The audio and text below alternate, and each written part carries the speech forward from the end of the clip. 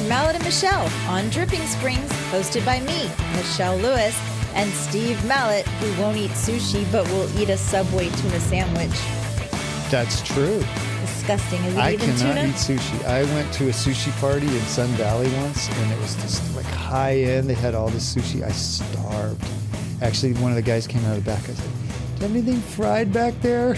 But you'll eat tuna sandwiches. I love tuna. I can go pick up some Meow Mix at H-E-B and it probably tastes better than tuna. Ugh. And Michelle Lewis, who can negotiate the fur right off a bear.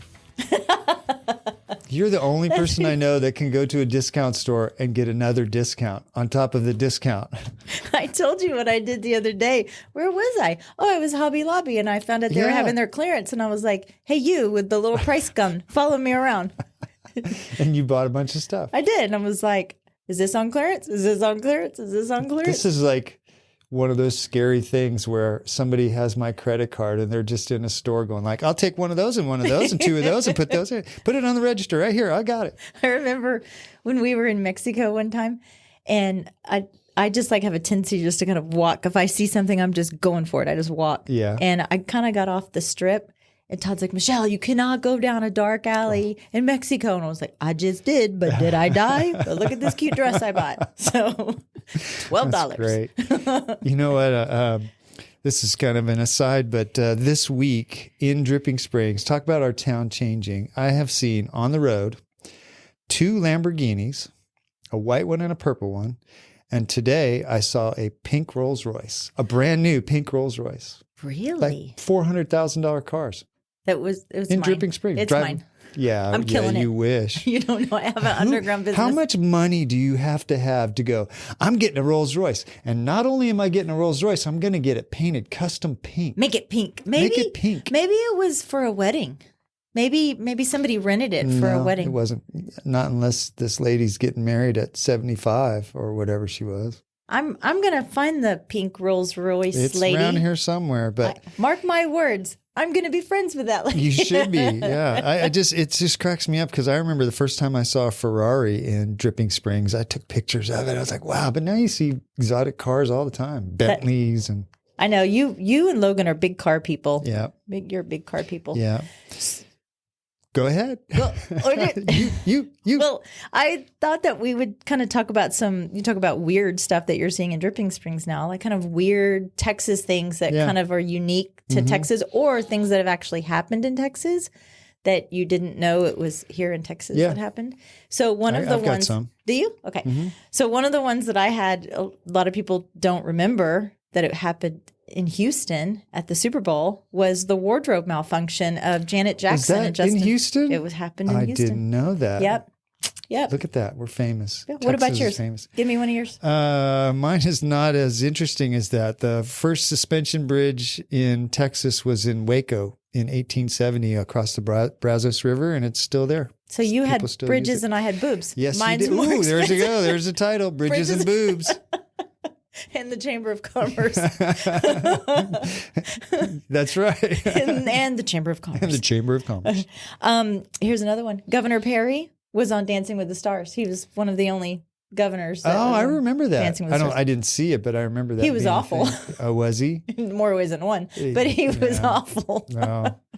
The world's first rodeo was in Pecos on July 4th, 1883.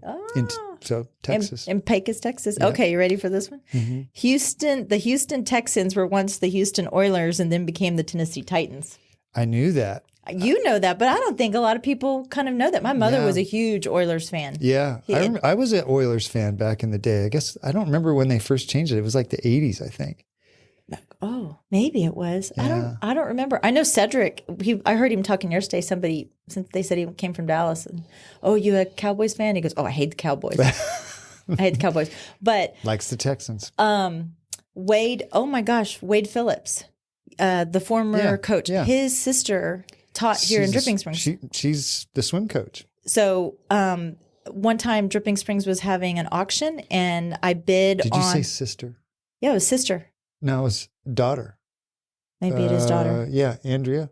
Well, I think his sister too. Oh, okay, maybe. I don't. Sorry. Anyway, go ahead. Sister, so daughter. Auction.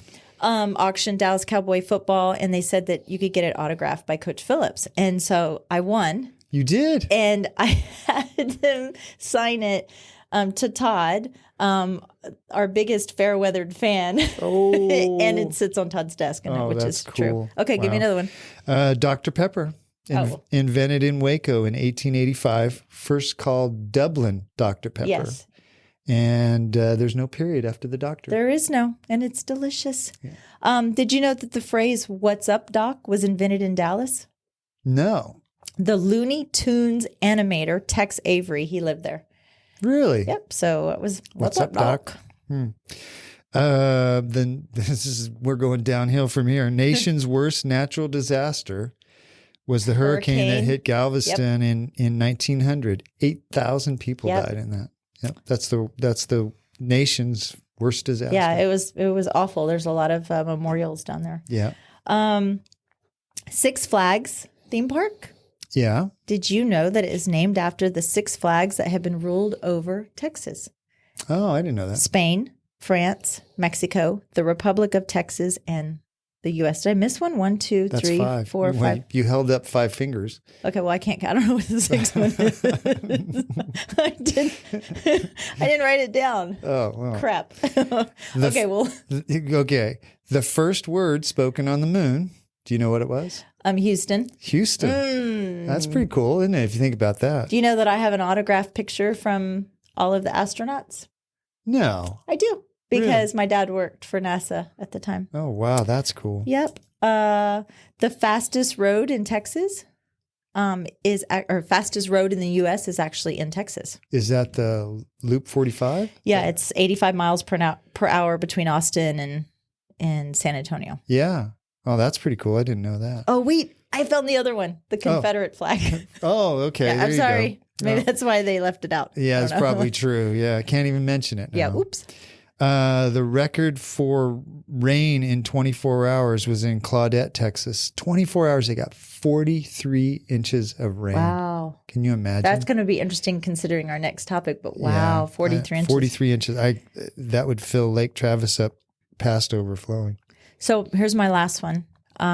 Dish, Texas, DISH, Texas, was once named Clark, but the Dish, the satellite dish company, came in and offered them free basic cable and DVRs for 10 years if they allowed them to rename their town Dish, Texas. No way. Yeah. That's pretty cool. Yeah. Where's that? I don't even know where that is. I don't know where it is. Probably somewhere stupid. Yeah. I got kind of a funny one. Jesse James. Do you know who Jesse James? Not Jesse James that lives here. Or No, the old Jesse James, like from the, I guess that would have been like the late 1800s. The first bank robber to decide not to rob a bank in McKinney, Texas, because he liked their chili they served in the cafe. You know what? I actually read that and I didn't put that. Did you? Yeah. I thought that was cool. He went in there, had a bowl of chili and said, "No, these folks are nice. They make good chili." And he walked out. It probably didn't have beans in it. That's why. I definitely didn't have beans in it. But you were talking about that 43 inches. You wanted to talk about water restrictions. Well, stage 2 water restrictions that just hit us. We are on stage 2 water restrictions kind of across the state, give or take. There's some really unique pockets here in Texas, Central Texas and West Texas, that are in extreme drought conditions. D3 is what they call them. But the Texas drought history, people don't even understand that just moved here last year. We had an abundance of rain. We did, yeah. That was not usual for where we are. But in the 1950s, actually it was 1949 to 1947 or 56. They had a record 7-year drought that created the formation of the Texas Water Board. Oh. But since then we've had obviously several other droughts. But we had a good one, like what was that? 2010 to 2015. Yeah, that was a good one. Boy, that was. Oof. And so in order to be considered a drought, obviously it's lower than normal precipitation levels. Precipitation. 30 to 50% less rain than normal is kind of like what they say. Okay. But, there's a lot of factors that go into it. People can say, a lot of people moving here. There's the El Nino factor, which we could probably have a whole show about the El Nino factor.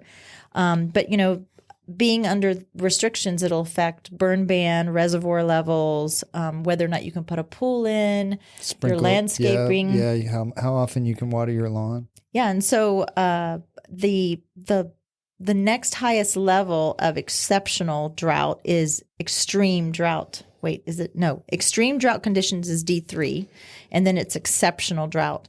And there are actually some counties, Burnett County, for instance, that are in those extreme. Really? Yeah. So Hayes is in the extreme drought conditions, which is D3. Huh. And that county is in D4. And some of the Llano County and things like that. We went paddleboarding at Lake Travis the other day, and where we normally put our paddleboards in, and you could swim out across this pile of rocks, and like 6 feet. Normally, you could swim like 6 feet over these rocks. That rock pile was 25 feet out of the water. Do you remember back in the days when you would go out to Pedernales or whatever, and some of those piers were just sitting there? Yeah, like a long way, 50 yards from the water, it seemed like. I guess it would be a good time to work on your pier. Yeah. But being under stage 2, each mud district, each water district, Dripping Springs, the city of Dripping Springs has their own water restrictions. But I kind of, compiled them all, and they basically say more or less the same thing. And meaning you're only allowed to water your lawn 2 times a week. Yep. You need to check whether it's odd or even. It's usually like Wednesdays and Saturdays or Thursdays and Sundays, something like that. But you need to check in the area that you specifically live in. And you really shouldn't water your lawn more than 1 inch of water. Yeah. And then they talk about the new landscaping that's going in, all the new build. You're allowed to maintain that. But if we get to stage 3, they're not even allowed to put in pools. They're not allowed to put in landscaping.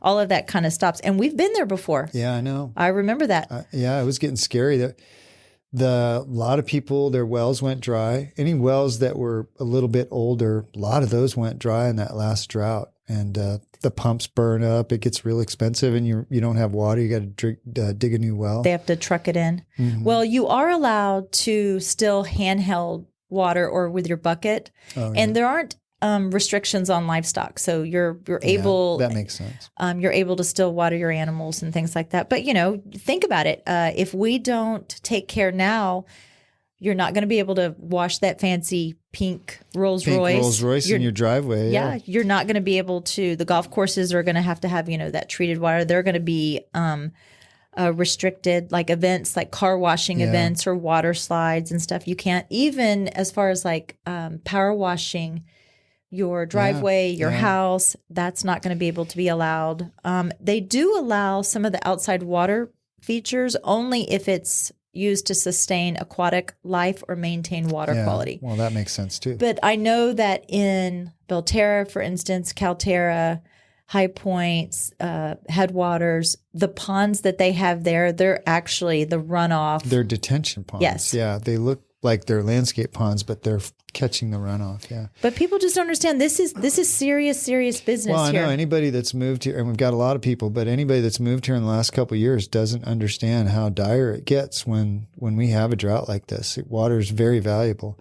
The one thing to remember, though, the first Christmas I moved here, so this was 2003, in one night, we got 10 inches of rain. And I remember asking somebody, does it do this here all the time? It's pretty rare, but if we get 10 inches of rain in the right area, everything can come back real quick. Well, and then next thing you know, you have pumpkins floating down. That's right. 290 and 12. Yeah. I think it was 2019 when Dripping Springs experienced a severe downtown flooding. Yeah. Homespun flooded. We had all was that when the pumpkins went down the road? I don't know if that was I think it was a little bit sooner than that, but that was the one where it hit really, really bad downtown in 2019. I was looking it up. So I just say be cautious, be mindful of your water usage. And I have a pool.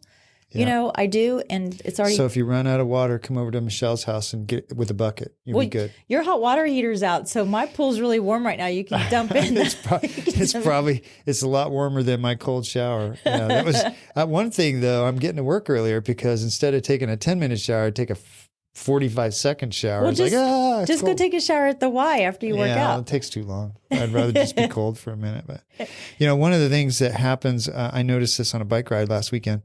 The fire ants, people are starting to see mounds for fire ants. One of the things that happens when we get rain is that even a little bit of rain, the fire ants will mound up and you'll start to see mounds of fire ants. And have you ever been bitten by a fire ant? I mean, I grew up in Texas. Yeah. It's a rite of passage to be bitten by a fire ant. I think some people that are moving here probably haven't experienced that yet, standing on a fire ant pile. And boy, if you haven't, people, be aware. When you're walking around out in the brush or out in some field or something, and you kick a little piece of dirt, make sure you didn't step on fire ants. But those colonies, there are 250,000 ants typically in each colony, and they like to build their nests underneath things. So like, you lift up a piece of wood or a brick or something, there's usually fire ants under there. But if they don't have something to build it under, then they do those mounds. So that's, so they build those mounds to get out of the soaking ground. And then when it gets really hot, they go back down into the ground because it's cooler down there. You know what the remedy for a fire ant bite is? Spit. Oh, I thought you were going to say you pee on it. Oh, no, that's a jellyfish. That's for jellyfish, That's a jellyfish. There was something, so they're omnivores. So fire ants will eat plants, animals, and small birds, believe it or not. If a bird's injured and it falls on the ground, the ants will eat it. The fire ants will eat it. Yeah. Mean-o. Or my cat eats birds too, pretty ones. Well, yeah, I'm not surprised. Yeah. That's what cats do. There's another thing. So there's this fly called the phorid fly. I'd never heard of it till I read this, but it's the only predator that feeds on fire ants. Nothing else eats fire ants. And actually, they don't eat them. These flies will land on the fire ants and lay eggs on the back of the fire ant. And then the larvae hatch out and they go into the head of the fire ant, and the larvae excrete this enzyme and it melts the head of the fire ant. That sounds like something out of Alien. For all the 12-year-old boys out there listening, they were like, ooh, that's gross. Disgusting. Yeah. Disgusting. So who do we have on today? Susan Kimball from the Chamber of Commerce. She's the president of the Chamber of Commerce. This should be interesting. I think it's going to be very interesting. Yeah, the Chamber, I joined the Chamber, God, I don't even remember when, like 2007 or something. And we would have our lunches over at the senior center in their little cafeteria there. And, there'd be like 20 people, 25 people. Now, has it grown? Huge. Yeah. I don't know how many, she'll tell us. I don't know how many members there are, but there's a bunch. It has really, really grown. And it's making a big impact in Dripping Springs. Absolutely. So. We are going to take a quick little break, and we'll get Susan in here, and we will talk to you in a sec. This show is brought to you in part by the Mallett Integrity Team, serving Dripping Springs, Austin, and the surrounding areas of Central Texas since 2004. When you need the best real estate advice and service, give them a call at 512-829-2062 or email them at mallettintegrityteam.com. Welcome to the show, Susan. Thank you. I'm happy to be here. Yeah. Thank you for inviting me. Yeah, we were catching up right before we started recording, and I think some of our best content is just in the wind. She was late. She had to go get breakfast at Sonic. No comment. Can't tell inside jokes, Michelle. When did you move to Dripping Springs? So we moved to Dripping Springs in February of 2011. Oh, you've been here for a while. Mm-hmm. And we were in Circle C before that. So we moved all the way out here. Yes, I had air quotes.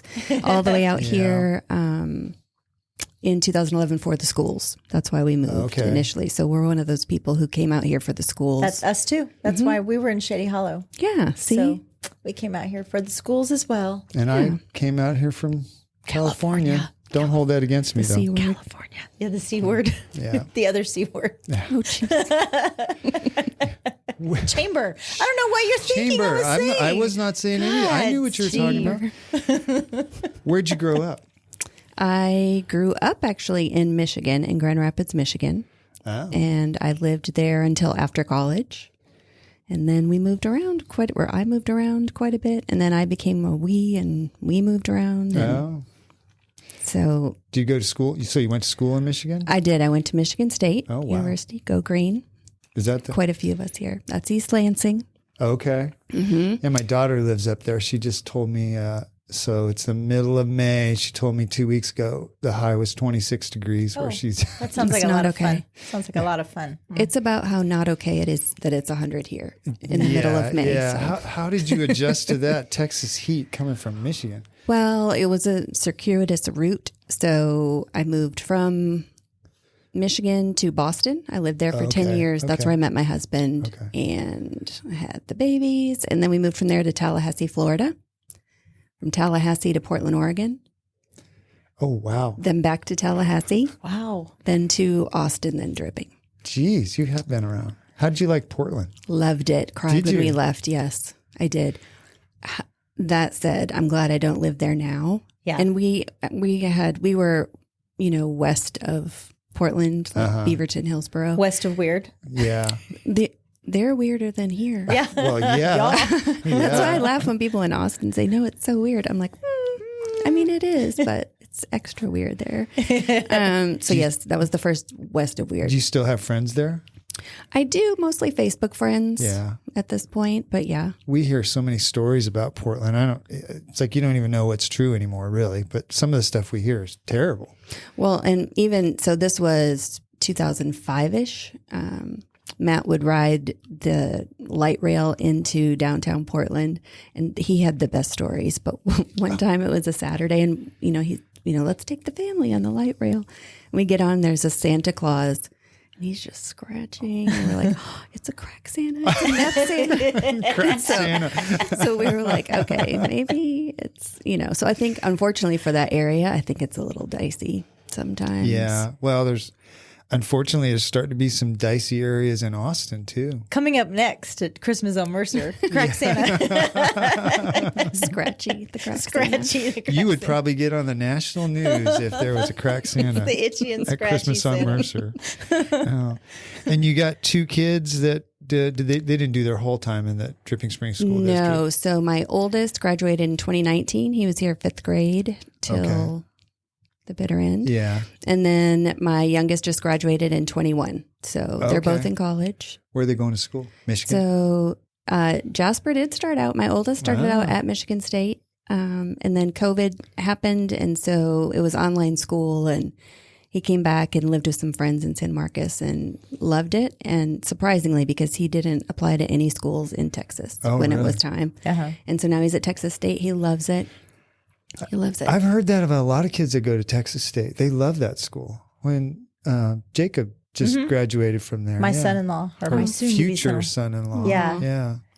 Well, I will say, too, I'll give a little shout out to San Marcos because I feel like I owe it an apology. I didn't know there was so much great stuff there. It's kind of like Dripping. People don't realize how much stuff is right in their backyard. So that's true. They have some cool little niche neighborhoods in there, little cool little boutiques. And then there's the, oh my gosh, I just totally forgot what they call the bar district, the Strand. The Square. The Square. The Square. The Square. Well, every college town has one of those. Yeah. They call it different things, but it's all the same thing. How did you know it was called the Square, Mallett? I don't know. Because it's a square? Because you're square? Maybe. Yeah, I am square. Yeah. And so you've been in Dripping 11 years. Yes. So you've seen some crazy. big changes, huh? We really have, yeah. What's the biggest changes you think you've seen? I would say just, what traffic indicates. I know. mean, and even when we moved, having lived in Boston and my husband had lived in LA. So when we got to Austin, people said, oh, the traffic is terrible. And so we got here and we thought, oh, that's cute traffic. I know. It wasn't what it is. Yeah. And now, I mean, slow pack is that's a disaster. But out here, there are a lot of people and there are a lot of cars. Yeah.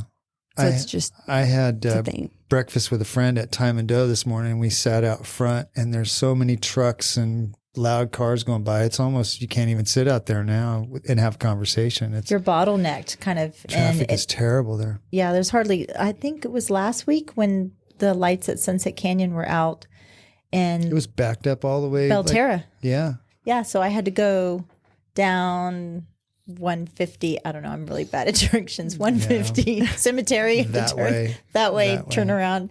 And it took me 45 minutes to get here from High Point. It's crazy. Well, in my office at the chamber, I look out on 290. It doesn't matter what time of day. I know.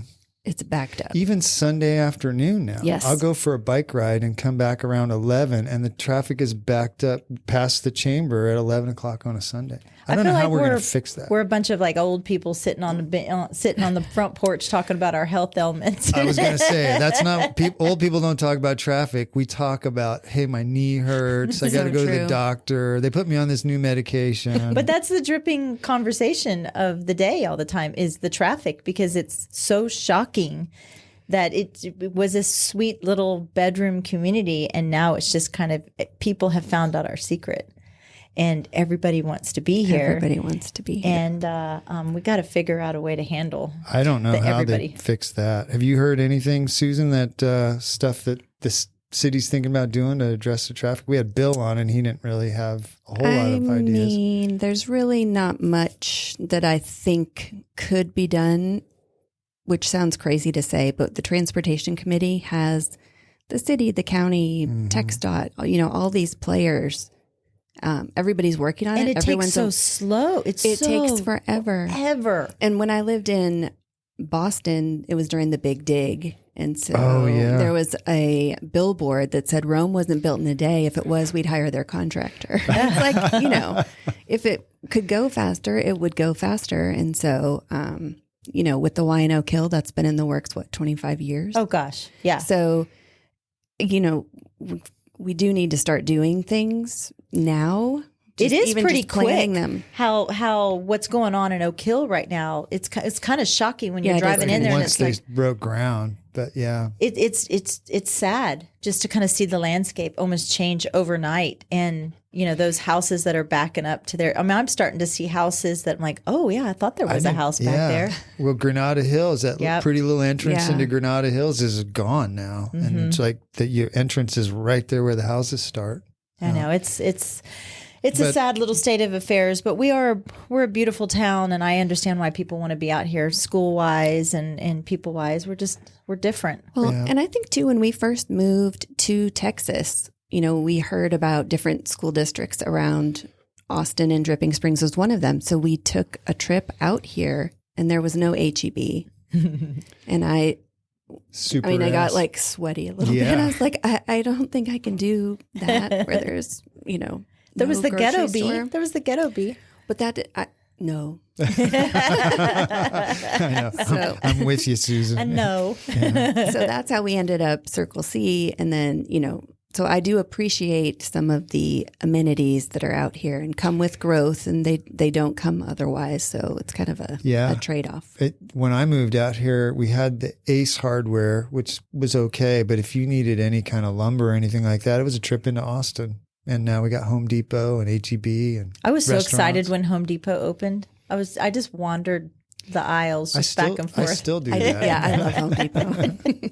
Hi, Michelle. Please leave. Yeah. We're closing. So, Susan, on your little bio that we ask everybody to share with us, in your work, you put the state of Florida. Did you work with the state of Florida now, or you did work with I the state? don't now. I did when we lived in Tallahassee. What'd you do for them? I worked for the Department of Management Services, and we oversaw all the commercial real estate owned and leased property for all the state locations. Okay. So it's a pretty big portfolio. Worked with the tenant broker, wrote report for Jeb Bush was governor at the time, wrote the governor's report for that. Loved it. Loved my job. Was that one of your favorite jobs you've had?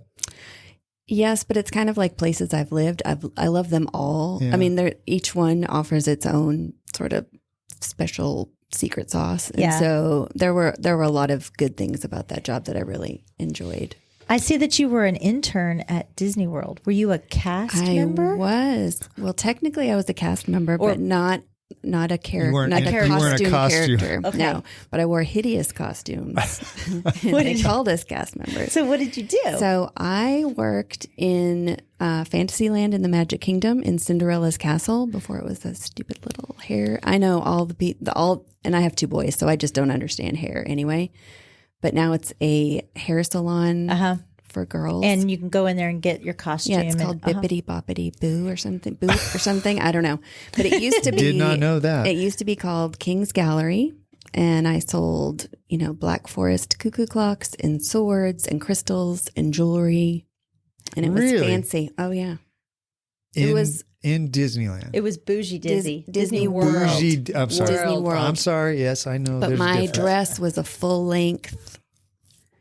Remember in Sound of Music when she makes Yeah. the dress out of curtains? It was like that. And all these people, can I take my picture with you? Because the dress. in the Florida heat, and it was humidity. brocade. It was Oh my god. tragic. That was delicious. I was 9 months pregnant with my daughter Kimball, and I thought it was a good idea to take the kids to a last fling Disney World trip. And I think I spent most of my time in the gift shops because I had these cankles. You needed air conditioning. I needed air conditioning. I would just sit there and I was huge, and people were like, "Are you okay? Are you okay?" I was like, "What a better place if I had a baby but Disney World. I'd have a baby at Right Disney." there on the sidewalk. Bibbidi bobbidi boop. Surprise. So where do you work now? So I am the president of the Dripping Springs Chamber of Commerce. Okay. And I do love this job. Oh, that's great. Yeah, it's a good So job. we were actually talking before the show. It's a paid position. I am asked that all the time. And yes, it is a paid Yeah. position full time. Some chambers, around the country are not. It's more of a part time gig. This is 100%. The chamber Full-time. president is paid, but the mayor is not paid. is not paid. Isn't that great? You make Imagine more that. than the mayor. I Dripping do. Springs. I'm happy that I can say that. They work so hard. over Are you the only paid member of the chamber? I am not. There are 2 of us. I have Amanda, and she is our VP of membership, and she's been with me now since 2018, fall Some of of the 2018. hardest working ladies in Dripping Oh, no Springs. kidding. And I've just seen so many ribbon cuttings lately. As a matter of fact, we have one Saturday. Just Yes. so many ribbon cuttings. How are you keeping up with all of this, Amanda. Amanda? She's awesome. There are a lot of ribbon cuttings. Some are, brand new companies. I saw you 2 just last week at Patent Title. Patent title. We had one for I Love Dripping Springs Vacations on another day last week. I can't remember, Thursday, I think. And they've been here now for about 2 or 3 years, but with COVID and all of that. And Dripping Springs Vodka, right? That Yes. was one last And that week. was Friday, and that was to sort of celebrate their Distillers Hall that's new. I Even don't know though how I missed time that flies. one. I'm sad that I missed that one. That was a good one. What's your background in running a chamber? I didn't have a background in running a chamber. That Boom. said, Right, there you go. That said, I do have experience in a lot of different types of companies. So I feel that sort of lends itself to just talking to different people and knowing just enough to make me dangerous in a few different industries. That's helpful. I think having lived in a lot of places, I've also met a lot of different people, and a lot of what the job is peopling. That's a good word, Yeah. peopling. And it's my favorite part of the job, really. And my favorite part of Dripping Springs, I think, is just the relationships, and it's very relationship based here. And It really is. people So- would. Oh, go ahead. Well, no, go. I was just going to say on just a very basic level, explain what a chamber is. What does Dripping Springs Chamber do? Great question. So our mission is to provide advocacy and support to increase the economic development in our area. And that's basically the economic climate. So we want to prosper here. We live here. We want to prosper here. And so we figure out ways to keep dollars here, how to support businesses. A lot of people think a chamber is just events, and it's not, although there are many many events. Many, and they're many. great and they're fun. But there's also a lot that happens behind the scenes in terms of advocacy, either legislatively or through economic development, different things like that. So you're a place for resources as well as Absolutely. networking. So it's a place to. Yes, and if we don't know the answer, we're able to find it for you, or we'll work until we do find it for you. So we work with the Greater San Marcos Partnership, sort of a regional arm of economic development for Hays and Caldwell counties. What year did you become president? 2018. 2018. Oh, it's a great time. Almost right. I don't know that much about it, but I would say that the chamber boomed after you came on. Is that right? I mean, it was Patting you on the back there. Did you just use quotes? Yeah. I think it was definitely growing like Dripping Springs. Anyway, Yeah. it's sort of an organic Yeah. growth. That said, when I came on board, we did do a new logo. We got a new website. Tried to just The make things a website's little really bit, good. That's a little great bit website. light. Thank you. But just try to, really focus on the people. I think that's just the biggest part of what makes this whole town work. And people would rather, because you do business in HEB. Well, You're checking out. You might not know you're doing business, but There's a mentorship aspect also in the chamber, right? Other members are encouraged to kind of mentor either newer members. Certainly collaboration. And we have a great ambassadors group that we have just restarted, and we're getting that off the ground. And so it's just a great group of people, and they want to go around and meet with people and find out ways we can further assist them, or what are their needs, or what would be helpful to them. Did you come up with that ambassador program?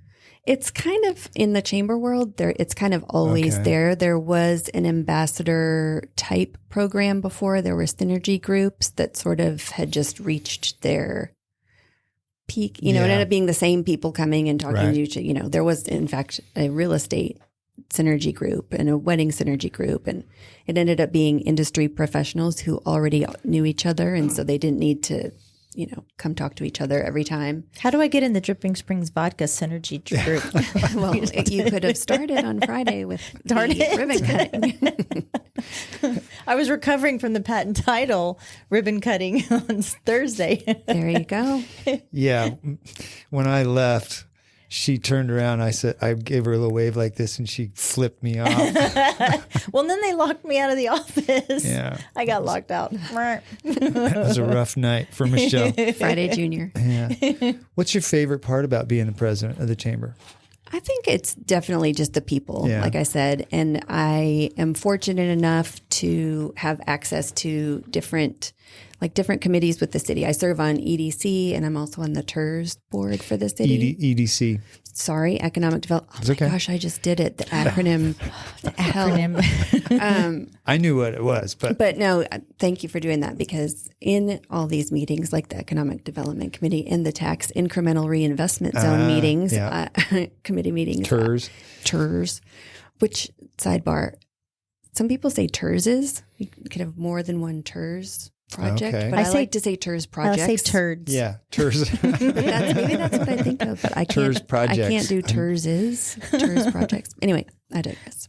I think it's just the people, though. Yeah. Some of it's serious, like those committees, and what we're doing is, it has the potential to impact so many people. And then we have the things like the ribbon cuttings and our luncheons, and just other things we do are just lighter and more fun. I like the lunch, or not necessarily the lunch and learns, but yeah, I guess the lunch and learns too. Or we had something at, I think it was Dripping Deep Eddy Vodka, where Walt Smith was there. Yeah, and the mayor. The state of Dripping Springs. Yes. It's funny because Michelle always makes fun of me because those kind of intense social events kind of wig me out sometimes. Sweat. So I do okay when I get there, but they're not my favorite thing. But every time I go, when we leave, I go, Michelle, I'm so glad we went to that. And I hit him. Yeah. And that's peopling. That's people. I know. That's what, when you said it, that's what I was thinking. Yeah. It's like when she says, "Hey, we should go to this event," I go, "Oh man!" But then when I go, I know it's been a great. The thing at Patent Title was another example of that. That was great. You know what? It just occurred to me right at the beginning of 2020. Steve told me, he goes, "I will pay you $1,000 at the end of the year if you can get me to go to every chamber lunch." No, I said I think I said 10 out of 11. Okay, this year. There isn't 12 a year. 2020, right? So we go to January, we go to February, boom, March, I got screwed at. Steve was like, winning my money. Steve. Well, so Steve how about released this year? COVID. You've been turning out. I think I've been to 2. He's been peopling. I make him people. I hereby invite you to come people next Wednesday at our luncheon. It'll be at Deep Eddy, of course. And We'll go. It'll be the Leadership Dripping Springs graduation for Class 5. Oh, cool. I wanted And to ask they're you about that. An Yeah. amazing bunch. Tell me about the leadership class. I wanted you to talk about that. The Leadership Dripping Springs is a program, and again, leadership fill in the blank city. You know, those happen everywhere, but we're in our 5th year of doing it. Actually, it's the 6th year because of COVID. We had to skip one. It's just a way. It's a 9-month program, 1 day a month, and each time we delve into a topic. So one day will be economic development, one day will be tourism, one day will be, health and social services, one day will be government. We give access. We try to give access to the point people in each industry so they can hear it directly. So, the mayor and some members of city council and city staff met with us, and we even got to go to this is awesome. We got to go to the water treatment plant. Oh. And I say we got to go because I think it's fascinating. And I was in class 1 before I was president of the chamber. I went through class 1, and we got to go there, and it's great. And you climb the ladder and you see Do you get a souvenir? Like when you used to go to the bread factory when you were a kid, you get a loaf of bread? No, but guess what they gave the classmates this year? Full-size Baby Ruths. That's awesome. That's freaking genius. Great. That's genius. You cannot, You'll never forget. yeah. The younger crowd won't understand that Caddyshack. reference. I bet they might. Caddyshack. That is genius. One of the questions I was going to ask you is your least favorite part about being the president, and maybe you already said it with that. Going to the No, wastewater I loved treatment. it. Did you really? And ask them in the class. Because I think it's just fascinating how it all works and what happens behind the scenes. And I don't want to hang out there long term. I don't want an office from there necessarily, but and the staff was great and knowledgeable, and it's very interesting. Yeah. So So following it up, what is your least favorite part about being president? I would say it's very hard for me when a business is struggling with whatever it is. So if, the ultimate is we just can't keep our doors open anymore. Right. That to me just feels heartbreaking, and other things, everybody's hiring, right? So I wish that I had the answer to that. And that's a nationwide problem. It's not just Dripping Springs, although affordability here does impact some of our hiring that happens at different jobs. But I always wish I could help people more. Do you have resources for people to find or links for people to find jobs that are, if they're looking at jobs? Do your partners post that on there? We have tried different things. We even did a job fair with the city, and Mayor Folds and we knew it wouldn't work or wouldn't be effective, but we felt like we have to try. And so I think it was a 3-to-1 ratio, maybe higher, of employers to job seeker. We've worked with Texas Workforce Commission. There have been online, and COVID factor that in. There were some online job fairs. They're just not effective. And I think, most people always ask, well, where are the employees? Where did they go? And they're out there, but I think what it is, people can be more selective in what they choose to do. A lot of people learned during COVID that flexibility is king. I know. And so they like that. And so they are able to demand different things. And then there are a lot of e-commerce jobs that popped up that took a lot of the workforce away from traditional brick and mortar. Do you think that's got to be the biggest challenge that employers and businesses have in Dripping Springs, is having enough people to run the business, right? It's got to be the number one thing. The Get Along Grill over here, which we love, is only open 3 days, 4 days or 4 days a Right. week because he doesn't have enough staff. And Andrew, and he's struggled for a while. And the last time I was there, and I try not to talk about it every time I go somewhere, but I'll ask a server or whomever, where do you live? And those two guys, I just realized. Okay. But they were driving up from San Marcos, to work there. Here. And then they're working their tail off. And so, I mean, it's not that far if you've lived in an LA, but it is because it takes time. And when gas is, I know. $5 a gallon. Yeah. Aside from the service jobs, what type of jobs are you seeing that are seeking coming to Dripping Springs? More tech jobs, health jobs? What are we seeing? What's the future of Dripping in terms of what's available? What's coming? Yeah. I think we're getting. We will see the benefits of having a Tesla in the area, and there will be a lot of work from home or co-working. People who are there, and it's sort of a think tank, and they're doing these tertiary businesses that will support Tesla and support the businesses that support Tesla. So it'll be a lot of, couple rings out, but we will definitely see the benefits of Tesla here in Dripping. Yes, and some might not call it a benefit, but we'll see a change in what is happening here based on that, just with businesses feeding into that. Do you talk? I mean, I'm assuming you talk to like Johnson City Chamber of Commerce and kind of the outlying areas. I mean, are they seeing this kind of explosive growth that Dripping Springs has seen? I actually don't talk to Johnson City that often, just because I spend so much of my time talking to the other chambers that are part of the Greater San Marcos Partnership. So other Hays County, but Buda, Kyle, San Marcos, Wimberley, Lockhart, Luling, those are part of that footprint. And really? Do you guys brainstorm about how to grow your chamber together? Do you guys meet and talk? We do. We did more during COVID because it was Zoom, and that's really how we met and got to know each other. A lot of us. We had a standing meeting, and it was great every week. Since then, too, the San Marcos chamber president actually moved back to Georgia, and Buda is both San Marcos and Buda are looking for new people. But we do talk about what's affecting the region. There's a phrase in the chamber world: if you've seen one chamber, you've seen one chamber, and that's just because each community is so different. Can't possibly compare them. Another thing we do normally is we call it the C5 Bash, and it's 5 chambers: Lake Travis, Westlake, West Austin, Bee Cave, and Dripping. And we rotate. We hosted the last one before COVID. It's been Westlake's turn, but scheduling has been a little tricky. So all of the members of the chambers get together? So those 5 chambers, Holy and we cow. do an evening mixer, and it's that's nice. pretty fun. That sounds like a lot of people. Yeah. I just started sweating. But I'm writing that one down. Susan, let me know when that date is, okay? So how big is the chamber now? So we have about 650 members. Wow. I was telling Michelle that when I first moved here, so it was 2003, I went to a chamber luncheon, and it was at the senior center. Oh, yes. I have that scrapbook in my Chopped up hot office dogs. closet. And John Thompson was there, I think. And I swear there was 25 people there max. Dave Edwards. Dave Edwards was there. Yeah. It's like, that was so tiny then.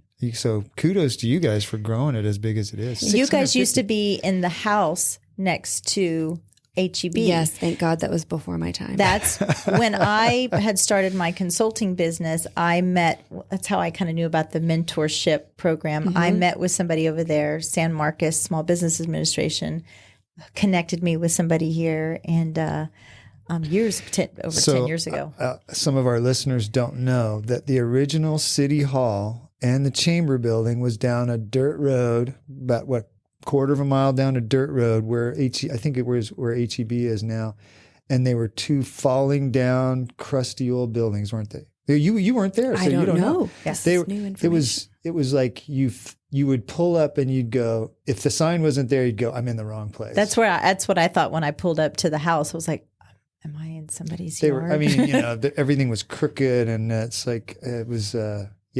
We've come a long way. We've come a long way. It looks like the Masonic Lodge. yeah. Well, and now where the city is now used to be a church. Obviously, it used to be a church. I feel like every place used to be a church. They're like Walgreens that used to be a church. Or a grocery store. Yeah. Or a grocery store. Or a funeral home. Yeah, there was a funeral home there. Yeah. Yeah, that's right.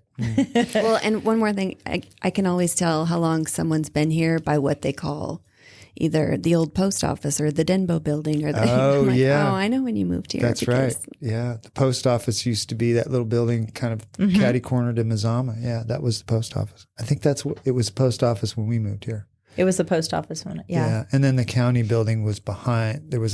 And they were so nice. Well, they're still nice now, the county building of it. I remember coming here and I had to register my car moving here from California. And I went in there and the two ladies that helped me, they were so pleasant. I was like, I love Texas. That's because it was 2003. Well, yeah, that's true. That's true. So, Susan, I was 650 members. You're doing a great job. Thank you. Is there occasionally some division, people that disagree with what you're doing? What is shocking. Yes. You can't please all of the people all of the time.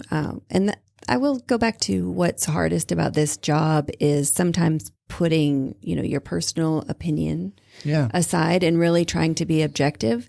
I think that's one thing we really do try to do is just be objective. And so knowing and staying off Facebook, don't make eye contact with crazy. Don't make eye contact with crazy. Thank you. Yes. It's a story the line for us all to live by. I think that don't make eye contact probably with crazy. One of the craziest or more contentious things with the chamber was founders. The canceling of but that wasn't us. Yeah, but I know, but people were. Oh yeah, they blame us. Yeah. A lot of things are our fault. We have absolutely nothing to do with it, but we're going to blame it. So, what you have? If somebody comes to you and complains about something, because I'm a president of a couple of the different groups, and I'm just interested to hear how you handle. Stick it in a shredder. Somebody makes a negative comment or questions your leadership. How do you handle that kind of stuff? I think firstly, just listening and inviting someone to have a conversation. I think a lot of times people just want to be heard. If they have, a complaint or a gripe or a question or concern, it's a lot of times they just want to talk it out and they want to feel like someone has heard them. So when you do that, sometimes you find, oh, well, I actually can help with that, or I didn't know that. And so they enlighten us that way, but usually just try to listen and then tell them that, be objective as I can and sort of explain the thought process that goes behind what we do. I need to learn that. You know what else they say? The first rule of Chamber Fight Club is you don't talk about Chamber Fight Club. Also true. Yeah. I can confirm. I think that being a leader like that, you have to be, do you sometimes second guess yourself, or are you like, of course. I do that and I don't like it because you're always trying to do the right thing, but then in the back of your mind, like, okay, I'm full speed ahead here because I believe this is the right thing. But then you got this little like mouse in the back. Is that the right thing? I think there's always a little bit of self-doubt that creeps in. And then I think too, there are times I really like someone personally. I mean, I just adore them, but on whatever issue or topic, we do not agree. And so it's, Michelle's making eyes at me. I do think that makes the world go round. I think it'd be pretty boring if we all Who had wants to be the same? Who wants to have the same I agree with all that. the time? Boring. I agree with that. I was talking with a friend of mine this morning, and when you're in a leadership position, I don't mind when people disagree with me. I actually encourage that because we all grow with those kind of things. What I don't like is somebody that disagrees with me that attacks me personally. Don't come at me from a personal standpoint. We're doing this together. Let's keep it professional. Let's keep it nice and work together towards a resolution. Or just to be contrarian. They just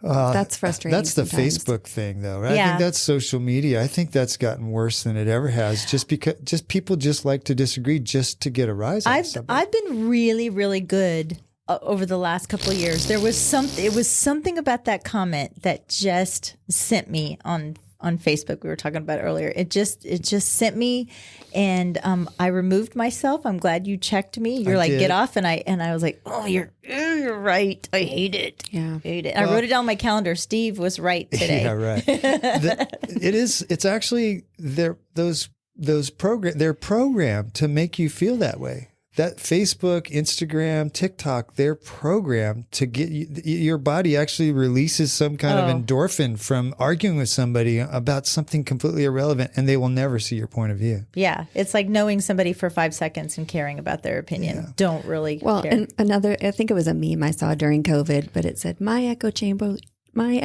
is louder than yours. That's all it is. Like, you're not going to change anyone's mind. They just want to. Have you ever seen a post on Facebook where somebody said, you know what, you make a really good point, and I'm going to change how, nobody ever does that. Never. Everybody doubles down and doubles down and doubles down. It's the Center for Irrational Thought processes.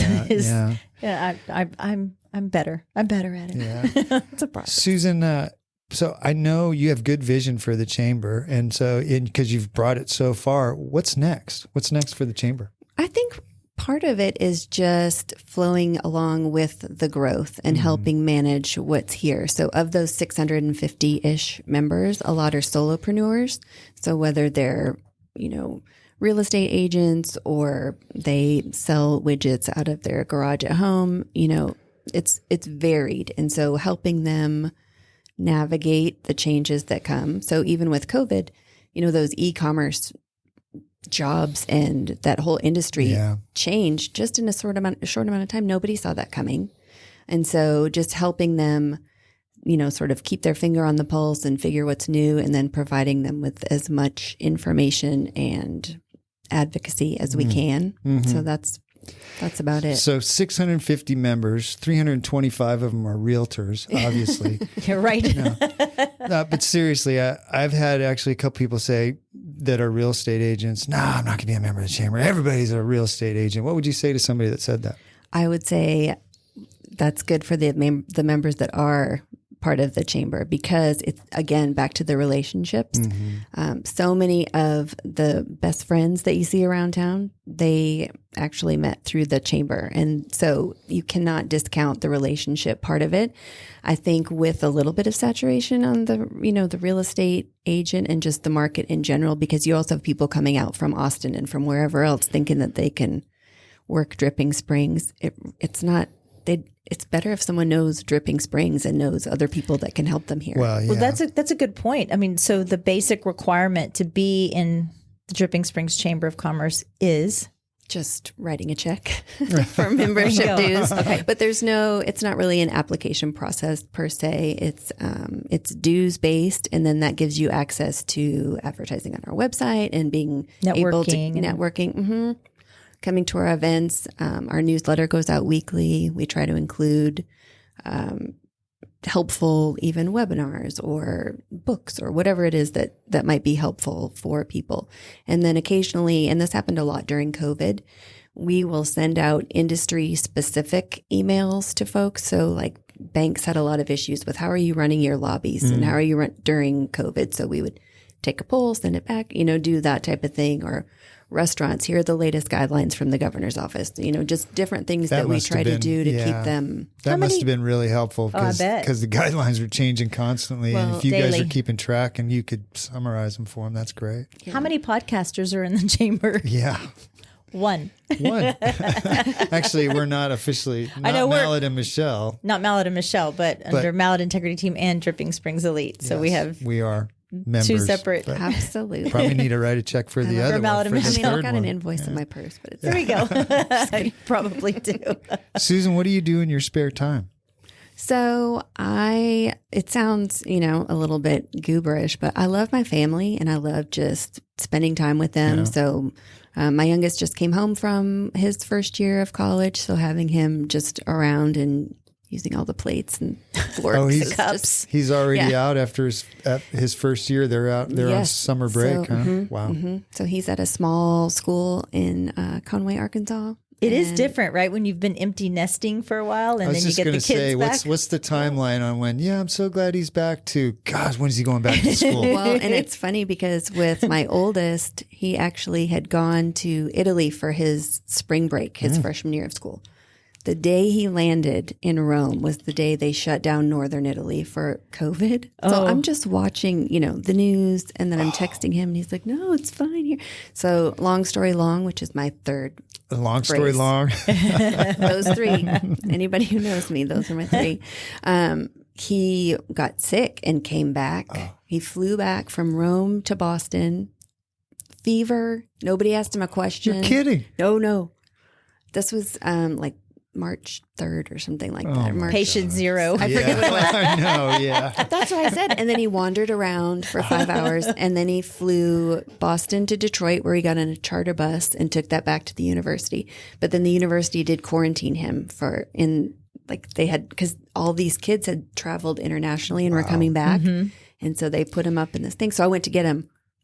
Here's where it's still long. Yes. Coming around. So while I'm there to make sure he's okay and all that kind of stuff, they shut the university down. So we packed his stuff up and brought him home. So he was back before you could say spring break is over pretty much. So I don't know. That was a shock. He didn't test positive though, right? For COVID? Well, okay. They didn't test him. Despite having, that's crazy. And he has an autoimmune disorder. So he should have had it. He should have had the test. I think there just weren't tests available, even though the head university physician was on board trying to get him tested. I'm, fighting from here with that's all the time though. They were Department. Even saying don't like everyday people shouldn't be wearing masks. We should save them for healthcare workers. So right around that time, it was so early, and so they never did test him. But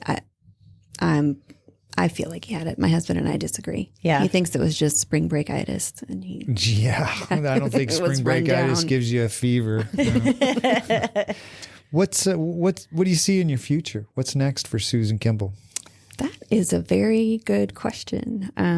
My immediate future, I will say, I'm excited. Said child, who he's going to be studying in Europe this summer. So I decided it was my maternal duty that I should escort him over there to drop him off. So where's he going? He'll be studying in France. Wow. Yes. You need to talk to Michelle. She spent some time in Paris 2 years ago, right? 3 years ago. Yeah, I guess it was 3 years ago. By myself. So much fun. That's awesome. I It's love terrifying, but it was fun. Yeah, I'd love to go back. We actually had our honeymoon plan to go to Scotland in June of 2020 and got married in March 14th. 16th, everything closed down, honeymoon gone. But we'd still like to go back to Scotland, but get that trip. What's he studying? French. Oh, really? Oh, wow, there you go. What a He's international studies, but he's focusing on French. So this summer we'll be studying.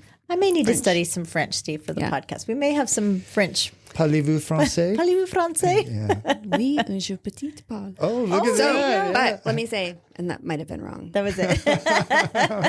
You just said, where's the bathroom? I did, exactly. But yesterday was my 24th wedding anniversary. We actually got engaged in Paris back in the day. Congratulations. Wow. So, Congratulations. Mine is Sunday, 29.